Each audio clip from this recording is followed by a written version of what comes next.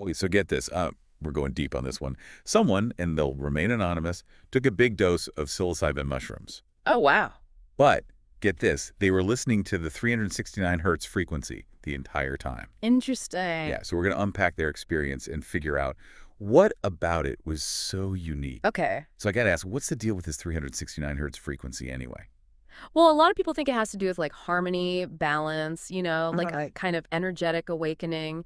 Some even say it can change how you perceive things, like make you more aware of energies and stuff. Wait, hold on. You mean like seeing energy differently? Oh, Because our source, they describe seeing like vibrations coming off their hands. yeah, yeah. It's possible the psilocybin made them more sensitive to energy, and the 369 hertz, maybe it acted like a resonance chamber, so they could actually see it. Okay, Like turning up the volume on something you couldn't hear before. So there's like a scientific explanation here too, not just like mystical stuff. Exactly. Neuroscience is showing us more and more about how psilocybin affects the brain, especially the parts that deal with visual processing. Makes sense. That could explain why people see things so vividly on psilocybin, and why they might see energy differently, like your source did. Hmm, that's really interesting. But our source also describes like some pretty heavy emotional stuff coming up, like Yeah. convulsive movements, negative thoughts, even old trauma. Right, right. And that can happen too. Some people call that somatic exorcism, where your body is literally shaking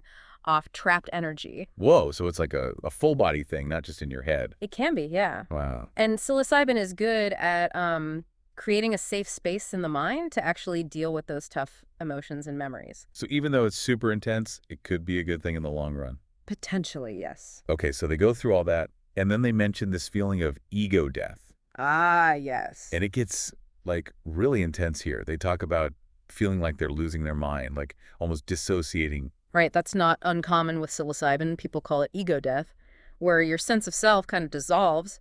Yeah. It can be scary, but also really liberating. Imagine all the walls you've built around yourself just disappearing, and you're just left with this pure experience. That sounds both amazing and terrifying at the same time. It can be both, for sure. So it's not really losing yourself, but more like discovering a different self. Exactly. Letting go of that limited ego self and Oh. connecting with something bigger. Wow. And then the key is integrating that back into everyday life. And it is a process. Speaking of, the source also mentions this weird thing about time, like it was stretching and contracting almost like it didn't exist. It's funny you mentioned that. I kind of forgot about it until now, but yeah, I remember feeling outside of time, like past, present, and future were all happening at once. It was like that for you too. Yeah, a little disorienting, but also kind of amazing. Yeah, that's really common with psychedelics. Psilocybin can really mess with your sense of time. And when that happens, along with the ego dissolution, well, it can really shake up your reality. Did that feeling about time last after the trip for you, or Well, it's hard to describe, but I think it changed my perspective somehow. how so? I don't know, I feel less attached to this idea of a linear timeline and more open to the possibility that everything's connected. Maybe the past and future are influencing the present in ways we don't understand. That's a pretty profound insight. Yeah. Yeah, I mean, it really shows how psychedelics can expand our consciousness and make us see the world in a totally different way. It's not all about these big cosmic revelations, though, right? The source also talks about, simpler things like feeling renewed, like they shed some old baggage. Oh, for sure. Those big experiences are one thing, but the real work, the real magic, it comes during integration. Yes. That's where you take all those insights, those new ways of seeing things, and you try to make them part of your everyday life. Do you find that your experience helped your emotional well-being at all? Yeah, definitely. For me, it felt like hitting a reset button on my emotions, like a weight was lifted off my shoulders. I know it's not always that simple for everyone, but Mm. how about you? How has understanding these experiences changed your work? Well, it's shown me how important it is to support people who are going through these kinds of transformative experiences. Right. Psychedelics can be powerful tools, but they're not for everyone. You got to approach them with respect and intention. Speaking of respect, I want to get back to the 369 hertz frequency for a sec. Sure. We talked about visuals, emotions, ego death, even time being messed up. But do you think there's something special about this frequency that made the whole experience what it was? That's a great question, and honestly, I'm still exploring that myself. A lot of people say certain frequencies have specific effects on us. Uh-huh. Like some believe 369 hertz can help you heal, activate energy centers, even lead to spiritual awakening. Our source did talk about a strong sense of healing and energy shifts during their trip. Mm. Do you think the frequency, amplified that? It's possible, yeah. Think of it this way. Psilocybin sets the stage for transformation, rewires the brain, helps you access deeper consciousness, and maybe the frequency acts like a guide, enhancing that process. So there could be real science behind it, not just mystical stuff. Exactly. We need more research, though, to really understand how it all works. Makes you wonder, what other frequencies are affecting us all the time without us realizing it? Right. Our brains are always processing tons of frequencies, from the hum of electricity to the sounds of nature. It's crazy to think about. It is, and who knows how those effects might change during a psychedelic experience. Okay, so we've covered the frequency, the visuals, the emotions, even that feeling of being outside of time. But what about the shadow work that can come up? The source talked about experiencing negative thoughts, reliving trauma. How do you think people should approach those darker parts of the journey? Well, I think shadow work is a key part of the psychedelic experience. It's about facing the parts of ourselves that we've hidden away, the parts we're afraid of. Right, and that can be hard because it brings up a lot of pain. Yeah. But it's also liberating because it allows you to finally deal with those emotions and become a more complete person. Right, exactly. It's like cleaning out a really messy closet. It's going to be tough at first, but in the end, it makes space for something new. I like that analogy. Yeah, it's not about erasing the darkness. It's about understanding it and integrating it into who you are. But how do you actually do that? How do you deal with those tough emotions and memories safely and productively? It's important to have support, whether that's a therapist, a close friend, or a group of people who get it. Right. Having someone who can just listen without judgment to help you make sense of things, that can make all the difference. Like having a guide when you're exploring somewhere new. Exactly. And remember, integration is a process. It takes time. It's not just about what happens right after the experience, but how you keep working with those insights over time. So it's a journey, not a quick fix. Exactly. And it can be an incredibly rewarding journey, both personally and spiritually. We've talked a lot about the internal effects, but I'm curious about how the source's view of the outside world changed. They mentioned seeing energy flows and vibrations, like they were more aware of how everything's connected. Did you experience anything similar? Yeah, definitely. One of the most amazing things about psilocybin is that it can break down those barriers between you and everything else.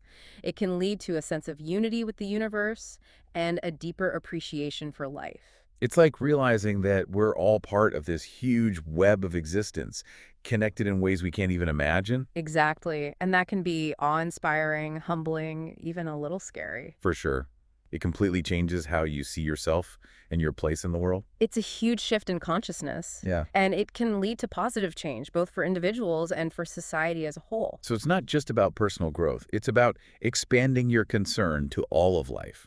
Exactly. When we realize we're all connected, we become more compassionate, more empathetic, and more likely to act in ways that benefit everyone. That's a beautiful way to put it. It speaks to the potential of these experiences to help create a more loving, just, and sustainable world. That's a powerful message, especially these days. It is. It's a message that's been shared by mystics, poets, and visionaries throughout history. And it's becoming more and more important as we face the challenges of the 21st century. Okay, so we've explored the internal and external effects, the highs and lows, the light and shadow. But let's talk more about integration. It's obviously crucial, but it can also feel overwhelming.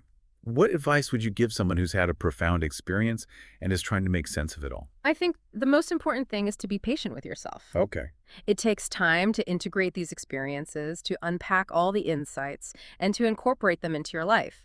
Things like journaling, meditation, art therapy, and talking to a therapist or a supportive friend can be really helpful. Right. And remember, you're not alone. There are a lot of resources and communities out there to help people on their psychedelic journeys. That's so important. It's easy to feel isolated after these experiences, like you're the only one who's ever felt this way. Yeah, but knowing there are others who understand, who've been there, can make a huge difference. That sense of community, of shared understanding, it can be really healing when you're dealing with something this profound. Absolutely. It reminds us that we're all in this together, that we're all connected, and that we all have the capacity to heal and grow.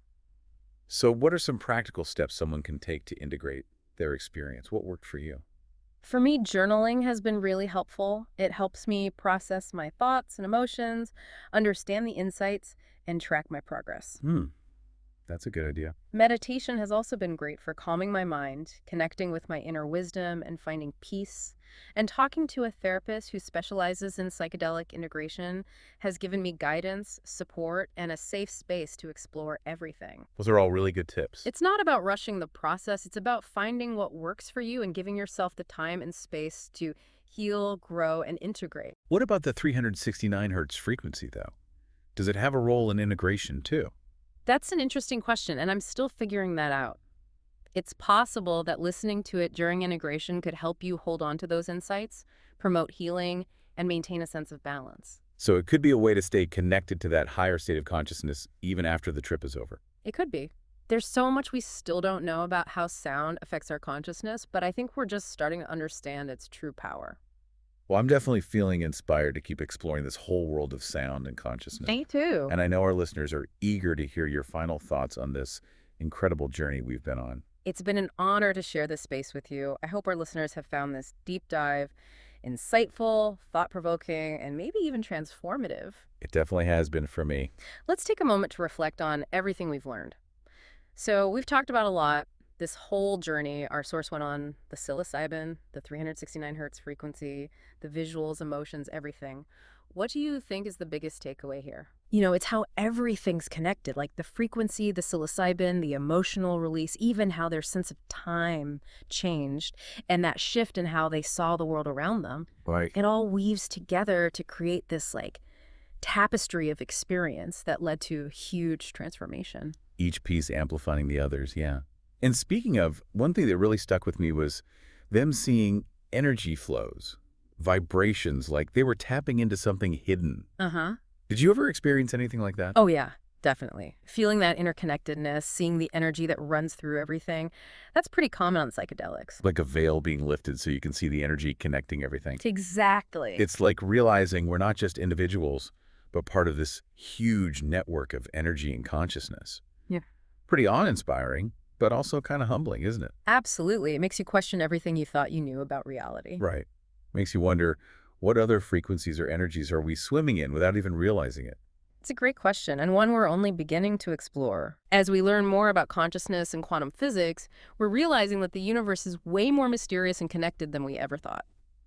It's like we're on the edge of a whole new era of science, one that's willing to tackle the really big questions. Exactly. And I think as we keep exploring, we'll find even more evidence of how connected everything truly is. It's both exciting and humbling, that's for sure. It is. Well, we've covered so much ground, the effects, the highs and lows, the integration process. Any final thoughts for our listeners before we wrap up? It's been a real privilege sharing this deep dive with you. And to our listeners, I hope this has been insightful, something to think about, and maybe even spark some transformation for you. It definitely has for me. It's been an incredible journey, and I'm so grateful for your insights. Pleasure was all mine. And to everyone listening, thank you for joining us. We hope this has inspired you to explore your own consciousness and the endless possibilities within you and all around you. Keep exploring, keep asking questions, and stay open to the wonders of the universe. Until next time.